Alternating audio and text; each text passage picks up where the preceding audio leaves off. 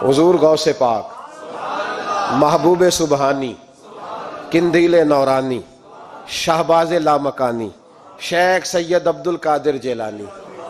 کسی نے پوچھا تھا حضور غوث اعظم سے کہ آپ کی ولایت کس طرح کی ہے، تو آپ نے اپنی ایڑی کی طرف اشارہ کر کے فرمایا جب تک میرا قدم نہ لگے اللہ کسی کو ولایت دیتا ہی نہیں۔ تو میری ولایت کی بات کرتے ہو، میں جب تک مور نہ لگاؤں اللہ کسی کو ولی بناتا۔ شیخ سعدی بول پڑے، کہنے لگے غوث اعظم درمیان اولیاء چو محمد درمیان انبیاء۔ حضور غوث اعظم رضی اللہ تعالیٰ عنہ کا ولیوں میں وہی مقام ہے جو نبی پاک کا نبیوں میں مقام ہے۔ امام الاولیاء، سرتاج الاولیاء حضور غوث پاک رضی اللہ تعالی عنہ۔ حضور غوث اعظم رضی اللہ تعالی عنہ فرماتے میں تقریر نہیں کرتا تھا، تعلیم مکمل کر لی بات نہیں کرتا تھا۔ میں کہتا تھا میں کیسے لوگوں کے سامنے واز کروں، کہتے ہیں مجھے خواب میں مصطفیٰ کریم کا دیدار نصیب ہوا۔ محبوب نے فرمایا عبد القادر بات کیوں نہیں کرتے؟ میں نے کہا حضور یہ عربی لوگ ہیں، فصیح و بلیغ ہیں، ہر آدمی بات سمجھتا ہے، تو میں کس طرح اتنے مجمع میں بولوں گا، بڑا مشکل کام ہے، ہر آدمی کی ذہنی سطح کے مطابق کیسے بات کروں گا؟ کہتے ہیں مصطفیٰ کریم نے فرمایا منہ تو کھولو ذرا۔ کہتے ہیں میں نے منہ کھولا تو حضور نے 7 دفعہ لعاب دہن میرے منہ میں ڈال دیا۔ فرمایا اب تو بولتے جانا اور میری برکتیں تیری مدد کرتی جائیں گی۔ آپ فرماتے ہیں اگلی شام میں سویا تو مولا علی شیر خدا بھی آ گئے، تو فرمانے لگے عبد القادر منہ کھول نا بیٹا، تو میرا بھی ہے۔ کہتے ہیں میں نے منہ کھولا تو حضرت علی نے 6 دفعہ لعاب دہن ڈالا۔ میں نے کہا حضور آپ نے 6 دفعہ ڈالا ہے، تو خواب میں حضرت علی فرماتے ہیں، کہتے ہیں بیٹے میں نبی پاک کے برابر تو نہیں نہ ہو سکتا، میں نبی پاک کے برابر، حضور نے 7 دفعہ ڈالا ہے تو 6 دفعہ اس لیے ڈالا ہے کہ میں حضور کے برابر۔ صحابہ تو خواب میں بھی آ کے کہتے ہیں ہم نبی کے برابر نہیں، تو کیسے نبی کے برابر بن گیا؟ وہ تو خواب میں بھی آ کے کہتے ہیں کہ ہم حضور کے برابر ہیں، تو زندگی میں دعوے کرتا پھرتا ہے۔ حضور غوث اعظم فرماتے ہیں بس پھر چھوٹی سی مسجد اور اس میں نے تقریر شروع کی، میں اکیلا ہی چلا تھا جانب منزل مگر، پھر لوگ ملتے ہی گئے، پھر کارواں بنتا گیا۔ فرماتے ہیں چھوٹی سی مسجد، پھر مسجد بڑی ہوئی، پھر مجمع بڑھ گیا۔ فرماتے ہیں پھر جامع مسجد، پھر مجمع وہاں بھی کم پڑ گیا، پھر بغداد کی عیدگاہ وہ بھی بھر گئی تو صحرا میں جا کے خیمے لگ گئے۔ کہتے ہیں تقریر ہوتی تو ہزاروں کا مجمع، ہزاروں کا۔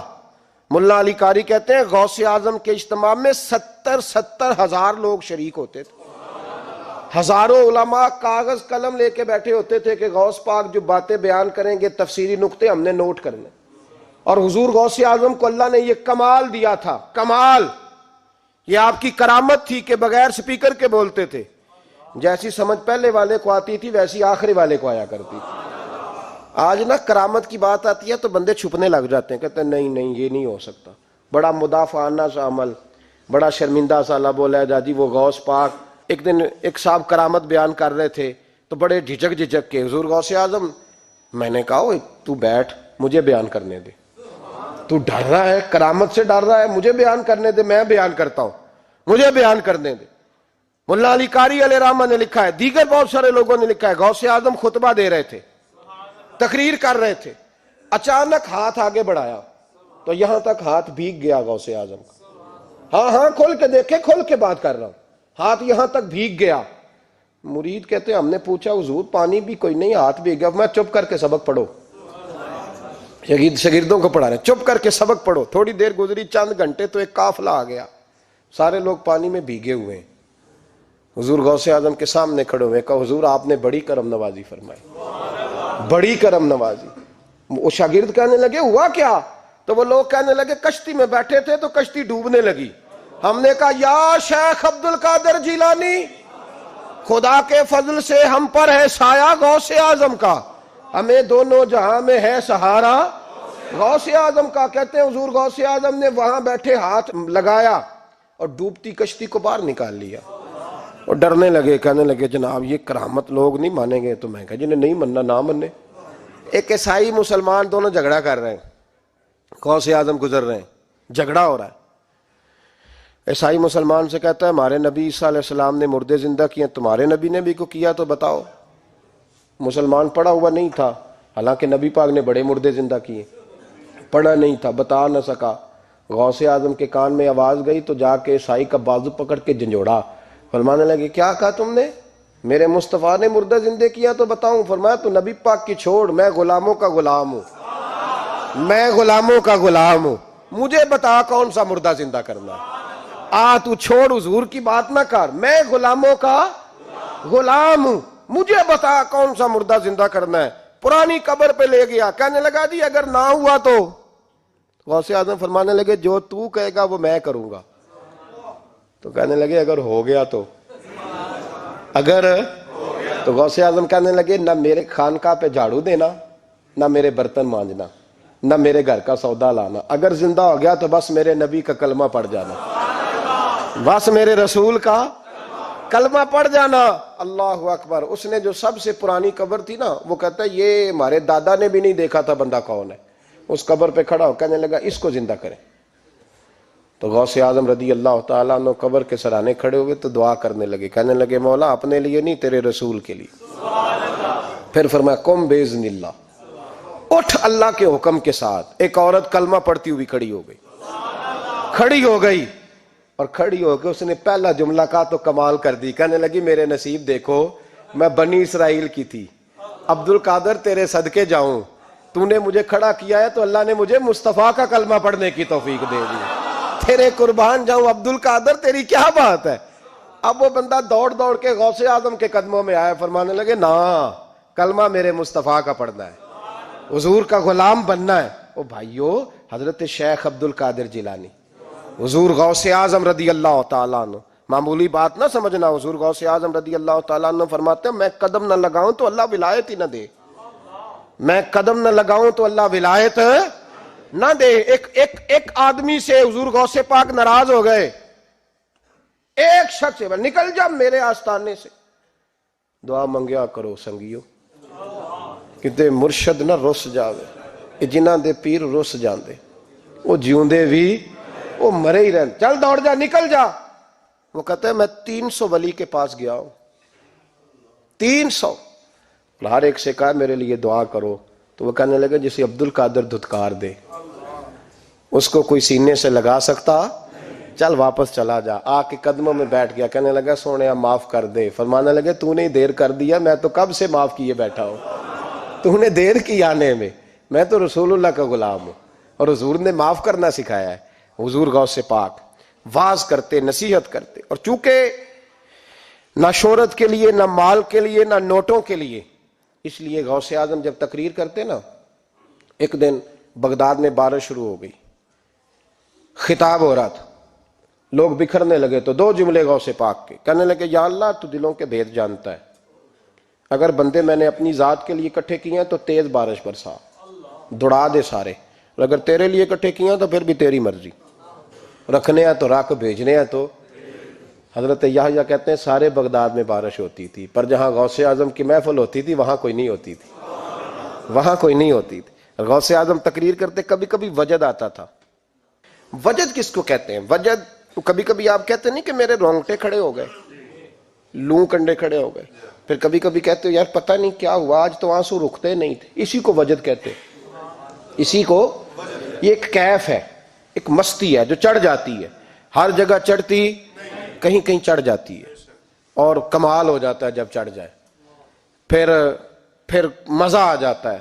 نہ انکار کریں اج میراں، اج موسم بڑا سہانا، مستی دا اج می برسا دے، نہیں پیاس دا کوئی ٹھکانا، تیرے کول اتر پرانا تے ساڈا درد بھی بڑا پرانا، تے میرا ہس ہس ٹال نہ سانو، اسی پیتیوں باج نہیں جانا۔ کبھی کبھی ایک ماحول ہوتا ہے نا، کبھی کبھی حضور غوث اعظم وجد میں آتے تھے، کبھی کبھی اللہ کی دریائے رحمت کو بھی کبھی کبھی جوش آتا ہے، اور میرے حبیب فرماتے ہیں وہ پہلے آسمان پر نزول جلال کرتا ہے جو اس کی شان کے لائق، اور فرماتا ہے بندو مانگ لو جو مانگو گے میں دے دوں گا۔ میرے محبوب کے دریائے رحمت کو بھی جوش آتا تھا، حضور فرماتے تھے آج پوچھو جس نے جو پوچھنا ہے پوچھو۔ حضور فرمایا کرتے تھے، ایک دن حضرت ربیہ بن کعب سامنے کھڑے ہیں تو میں سال یا ربیہ، ربیہ جو دل کرتا ہے مانگ لے تیرا نبی تجھے دے دے گا۔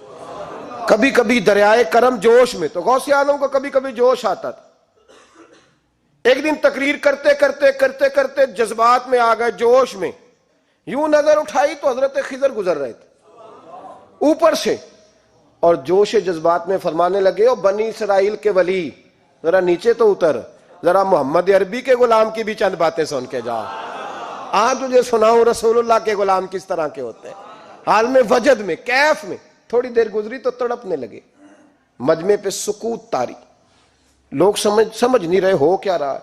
ایک آپ کے خلیفہ تھے حضرت علی بن ہیتی، وہ دیوار کے ساتھ ٹیک لگا کے سو رہے تھے، سارا مجمع دم بخود ہے، یہ کیا ہونے لگا؟ غوث پاک اٹھے، تقریر وہیں رہ گئی، علی بن ہیتی کے پاس جا کے یوں ہاتھ باندھ کے کھڑے ہو گئے اور دیر تک نبی پاک پہ درود پڑھتے رہے۔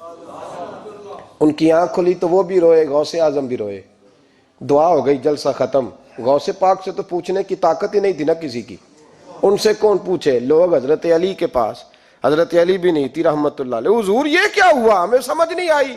آپ فرمانے لگے، تمہیں کیا بتاؤں، تم کسی معمولی پیر کے ماننے والے نہیں ہو، میں آج غوث اعظم کی محفل میں بیٹھے بیٹھے ہی مدینے پہنچ گیا ہوں اور مجھے رسول اللہ کے جلوے نظر آنے لگے ہیں، پر میرے شیخ کا کمال دیکھو، جو میں خواب میں دیکھ رہا تھا عبد القادر ظاہری آنکھوں سے نظر فرما رہے ہیں، ظاہری آنکھوں سے، عالم وجد میں، کیف میں، سرور میں۔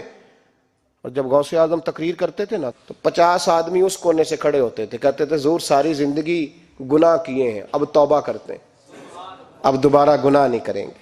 اس کونے سے 15 کھڑے ہوتے تھے، حضور ڈاکے ڈالے ہیں ساری عمر، اب توبہ، آپ کی بات نے دل بدل دیا ہے، اللہ نے توفیق ہدایت دے دی۔ ادھر سے 10 کھڑے ہوتے، حضور سود کا دھندا، چوری کا دھندا، آج کے بعد توبہ۔ ایک بزرگ تھے حضرت یحییٰ بن نجا ان کا نام تھا، وہ کہتے ہیں میں نے سوچا روز بندے توبہ کرتے ہیں، آج میں گنوں نہ کہ ایک محفل میں کتنے کرتے ہیں، آج گنوں نہ۔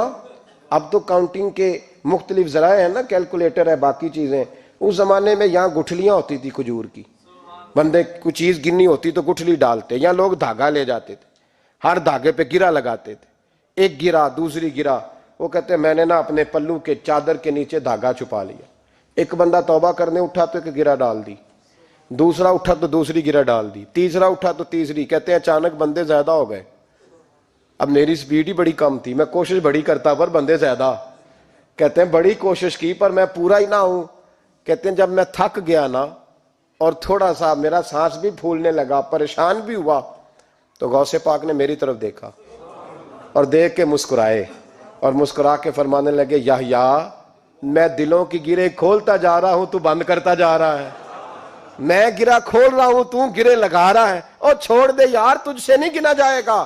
یہ عبد القادر کی وجہ سے توبہ نہیں کر رہے، خدا کے فضل کی وجہ سے کر رہے، اور اللہ کا فضل گنا جا سکتا نہیں، شمار کیا جا سکتا۔ فرمایا نہ کر۔ آپ نے 40 سال لوگوں کو تبلیغ فرمائی، ہزاروں یہودیوں نے کلمہ پڑھا، لاکھوں نے، عیسائیوں کا بڑا عالم تھا، وہ کہتا ہے میں پوری انجیل پڑھتا تھا، جتنے نسخے تھے سب مجھے یاد تھے، لیکن میں متاثر ہو گیا اسلام سے، یمن کا رہنے والا تھا، میں نے ایک ٹھان لی اس کے ہاتھ پہ کلمہ پڑھنا ہے جو اس وقت نبی پاک کی امت میں سب سے زیادہ شان والا ہو۔ کہتے ہیں میں سویا تو خواب میں جناب عیسیٰ کا دیدار ہوا، اور مجھے کہنے لگے تلاش کرنے کی ضرورت ہی کوئی نہیں، بغداد چلا جا، بغداد حضور غوث پاک کی بارگاہ میں۔ فرمانے لگے اس وقت نبی پاک کی امت میں سب سے زیادہ شان اللہ نے حضور غوث اعظم کو عطا فرمائی، شیخ عبد القادر جیلانی رضی اللہ تعالیٰ، غوث پاک۔ ہم کوئی دیوانے لوگ نہیں، یا ہمیں شعور نہیں، یا ہمیں عقل نہیں، ساری زندگی کھل کے جس چیز کا زیادہ تعارف کرایا وہ غوث اعظم کی نسبت ہے۔ اب تو ہمارے ہاں پیری مریدی کا رواج ہی نہیں نا، حضرت باعزید بستامی فرماتے تھے میں اس مولوی کے پیچھے نماز نہیں پڑھتا جو کسی کا مرید نہ ہو، جس کا اپنا پیشوا کوئی نہیں وہ میری پیشوائی کیسے کرے گا۔ حضرت مخدوم اشرف جہانگیر سمنانی فرمایا کرتے تھے میں تو اس دکاندار سے سودا نہیں لیتا جو کسی کا مرید نہ ہو، اس لیے کہ جس نے تربیت ہی نہیں لی، جس کے اندر درد ہی نہیں، روحانیت ہی نہیں، جس کا پیشوا ہی کوئی نہیں، کس طرح اب تو ماحول نہیں نہ رہا۔ لیکن یاد رکھو یہ نسبت اتنی تگڑی ہے، اتنی تگڑی کہ ہمارے صوفیاء نے ساری زندگی غوث اعظم کا غلام کہلانے میں فخر محسوس کیا ہے۔ کیا رشتہ داری تھی اعلیٰ حضرت بریلوی کی ان سے، کیا تعلق تھا پیر میر علی شاہ صاحب کا ان کے، کیا ان کا، لیکن ان لوگوں نے ساری زندگی کھل کے غوث اعظم کے تذکرے کیے۔ کیوں؟ غوث اعظم نے 40 سال عشاء میں وضو کیا اور فجر تک اللہ کی عبادت کی۔ فرماتے ہیں میرے مالک نے کہا عبد القادر کچھ مانگ لے، نہ اپنے لیے مانگا نہ اولاد کے لیے۔ کہنے لگے مولا قیامت تک جو میرا نام لے نا اسے بغیر توبہ کے مرنے نہ دینا، مرنے لگے تو توبہ کی توفیق دے دینا۔ فرماتے ہیں میرے مالک نے وعدہ کیا ہے جو میرا ماننے والا ہوگا بغیر توبہ کے نہیں مرے گا۔ اور حضور غوث پاک رضی اللہ تعالیٰ عنہ فرماتے میں تو قیامت میں بھی اتنی دیر جنت میں نہیں جاؤں گا جب تک سارے مرید نہ ساتھ چلے جائیں، میں نہ جانا نہیں، کھڑا ہو جاؤں گا، عرض کروں گا مولا بھیج۔ میں نے کہا یہاں بھی لوگ ڈر جاتے ہیں، یہ کیسے ہو سکتا ہے؟ اور بھائی پڑھو نا مشکاہ شریف، میرے نبی پاک علیہ السلام نے فرمایا ایک بندے نے ایک اللہ کے بندے کو پانی پلایا تھا، قیامت کے دن اللہ اس کی برکت سے اس گناہگار کو جنت عطا کر دے گا۔ اور حضور نے فرمایا بخاری میں المرء مع من احبا، جو جس سے محبت کرے گا قیامت میں اسی کے ساتھ اٹھایا جائے گا۔ تو ساری زندگی قادری کہلائے، ساری زندگی غوث اعظم کا غلام کہلائے، ساری زندگی خواجہ اجمیر کا نوکر کہلائے، ساری زندگی شاہ نقش بند کا غلام کہلائے، ساری زندگی شیخ شہاب الدین سہروردی کا اپنے آپ کو منسوب کرے اور دنیا سے جائے تو ایسے ہی چلا جائے۔ میرے نبی نے نص بیان کر دیا جو جس سے پیار کرے گا اسی کے ساتھ جائے گا، اسی کے۔ خدا کے فضل سے ہم پر ہے سایہ غوث اعظم کا، ہمیں دونوں جہاں میں ہے سہارا غوث اعظم۔